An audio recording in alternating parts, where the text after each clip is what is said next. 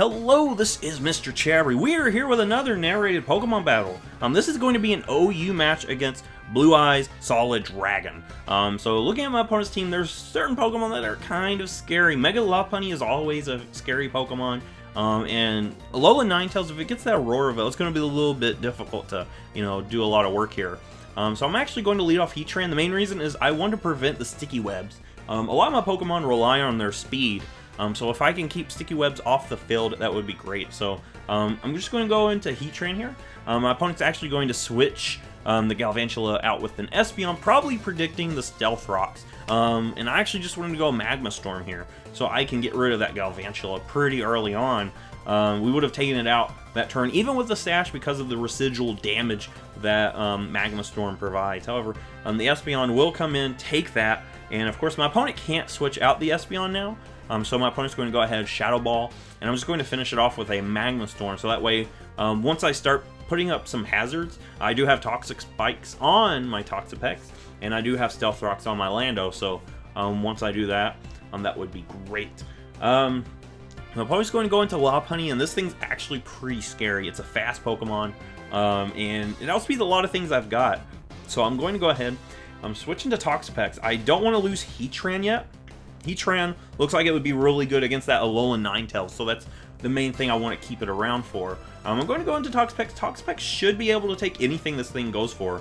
A lot of times they'll have Ice Punch just for coverage, and Return a lot of times. Maybe even Drain Punch to help heal up their own Mon. And we see the Fake out there, so I'm pretty sure that's probably the moveset. We're going to see Galvantula come back out. Here I actually just hit Scald, just so I can Scald that Lopunny. However, with the Galvantula back here, there's no way for me to prevent sticky webs really. My best bet right now is probably going to my Heatran, so I can take this thing out with a Magma Storm. So that's really what I want to do. I can't prevent the sticky webs here. I don't have something with Magic Pounce. I do have Defog on Kartana, but until I have an opportunity to bring that in, we're going to have sticky webs here. I have my Heatran here, and unfortunately, Heatran will go down to the Thunder, so that's actually kind of bad. We lost Heatran.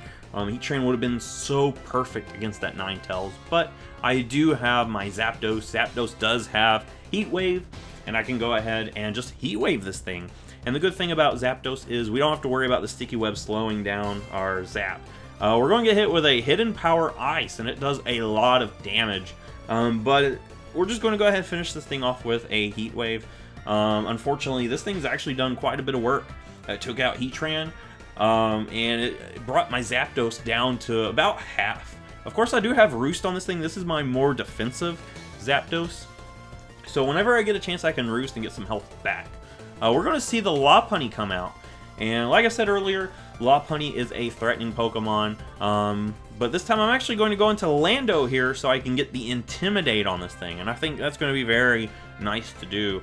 We do see the Fake Out once again. This is actually my more defensive Lando, so it's mainly there to intimidate things. You turn out for momentum and set up rocks. We're going to see the Ice Punch. I'm hoping we can actually take an Ice Punch after the Intimidate, and we actually do very well. We actually took that even better than what I thought we would have. But I'm going to go ahead and get my rocks up. Of course, it would be ideal to go for Defog with the Kartana, but while we're stuck with the webs here, I don't really have a good switch in for the Kartana, really. While we're stuck here with all of these sticky webs on our side, let's try to put some hazards on my opponent's side to put some pressure there. So now I'm going to go back into my Pex here. Yeah, this thing can't really touch Pex, especially after the Intimidate. But we're just going to get some health back with the Black Sludge, and Toxapex is basically almost back to full health. Here, I just went ahead and clicked Scald, just in case my opponent decided to stay in, probably try to get a little bit of damage with Return or something. I felt like that was probably the safest play, really, but really, it's pretty clear that Suicune's going to come in on this thing. I can't really do much to Suicune with my Toxapex, really. But I'm just going to stay in, try to get some hazards. I want to see what this thing goes for, and it actually ends up having Substitute. So now I'm pretty sure this thing's probably Substitute Calm Mind, and I'm kind of worried about that. I just gave it a free Substitute, which was kind of silly on my part, but I didn't want to hard switch into something without seeing what it would have. So I got one layer of spikes at least. but I do have my Zap, and this is actually my more bulky Zap, so I should be able to take some hits from this thing, provided it doesn't set up a lot of Calm Minds. We do take the Scald pretty well, but I am here. I can easily discharge, but first I want to actually Roost. I don't want to take too much damage on my Zap and end up losing it. Looking at that, a Roost shouldn't really hurt me that much. My opponent's actually going to go for a Snarl here, and that actually surprises me. I feel like Calm Mind would be better because not only do you help your own survivability, you help your own sweeping potential, whereas Snarl just helps your survivability. But I can see my opponent going for that, trying to weaken the Zapdos special attack. I'm going to discharge. We're going to go ahead and break the substitute, and my opponent's just going to go for another Snarl here. So I'm thinking my opponent probably doesn't have Ice Beam on this thing, because I feel like it would have went for an Ice Beam if it did. So we're just going to take another Snarl, lose some special attack, and here I'm just going to discharge. I want to see how much a discharge will do at down 2 stages. We do get the paralysis, which is actually really good. I was really hoping we'd do enough damage to prevent that substitute right there. However, with that berry, it's going to get all that health back, and oh, that's kind of bad. But we did paralyze it, and hopefully, if we're lucky, we'll get some full para hacks here going. But really, I don't want to stay in here just because we've taken so much reduction in our special attack, and if I'm not careful, it's going to get to the point where we can't break the sub. So I want to go into Lando here just to pivot out, and Lando doesn't really care about the Snarl at all. It just takes that pretty well. But I don't want to take a Scald, of course. A Scald will probably take out Lando from this range, so I'm going to go ahead and U-turn out. That way I can bring in my Zap here, and at least see if I can break the sub with the U-turn. And we end up not breaking it, so yeah, that's a pretty bulky Suicune there. But my actual hope was to break the sub with the U-turn so Zapdos can come in and right from the get-go threaten this thing with a discharge. However, with that, we're going to have to use the discharge just to break the substitute here. So that's kind of unfortunate. But I'm going to go ahead and, do that. Go for the discharge to break the sub, and then next turn I should be able to hit this thing with a discharge at full power, unless, or maybe even -1 if my opponent goes for the Snarl.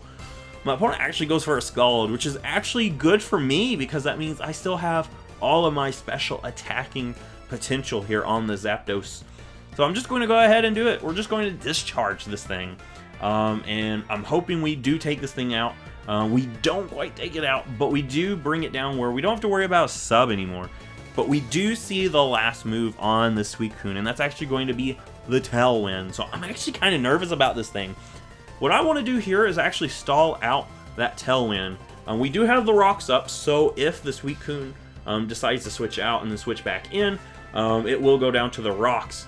So my main thought process is just to use the Suicune to stall out the Tailwind, and on that last turn, I can just discharge it, get rid of it, and prevent a Tailwind. However, my opponent's going to see what I'm doing and actually switch into the Ninetales here, basically kind of free, because of course I just went ahead and went for a Roost, still in, stall out the Tailwind mentality.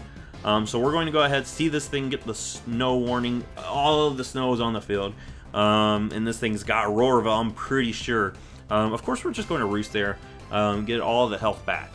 So really, with the Tailwind on my opponent's side, I cannot prevent an Aurorava, so I'm kind of nervous. I'm going to have to figure out a way to, not get hit really hard. Try to stall out the Aurorava would be nice. I'm going to actually switch out here. Main reason is there's no way to prevent the Aurorava, so I could just play it safe, go into Toxapex just in case my opponent decides to attack instead. And that ends up being the right play because my opponent decided to go ahead, go for a Blizzard to try to get rid of that Zapdos. So yeah, and I'm pretty sure that probably would have taken out Zapdos. I'm not totally sure. Zapdos might have been able to survive. I'm not sure, but the Tailwind is gone, which is the good thing. However, I can't prevent the Aurorava. I might have had a chance if I Heat Waved there, but of course, I was pretty sure the Aurorava would have came anyway. My thought process now is try to stall out the Aurorava and take this as an opportunity to go ahead, get that last layer of spikes. So that way, when need be, that Lopunny will come in and get badly poisoned. We're going to see this thing go for a nasty plot. And that's actually kind of concerning. Of course, I'm not totally worried about it. I do have Toxapex carrying the haze. And all I need to do is haze and all that nasty plot is gone. So I actually scalded for chip damage to bring it down to hopefully where poison can get rid of it. However, looking at that, I'm pretty sure it's going to survive, you know, another poison damage. I'm going to actually just haze instead. I feel like that would be better. Of course, I could have just went ahead and scalded, and it would have went down anyway. But I just wanted to go ahead and haze just in case it had something that would surprise me, you know. Not totally sure what it would have. But with that, the Ninetales is pretty much gone for this turn. So really, I don't really have to even scald, but I decided to go ahead and scald. I could have recovered, however, it's not really a point. I do have Regenerator, and looking at that, I'm going to get all that health back anyway once I switch out. So I just went ahead and scalded. That would have taken care of my opponent trying to switch in, predicting the recover. And it would have been nice to actually burn this thing on the switch in. However, my opponent's going to go ahead and get that free switch in into the Salamence. So now I'm kind of worried about this thing. We did not see the Intimidate, so I know that this thing has Moxie. And I don't want it to go for an Earthquake and take out my Pex here.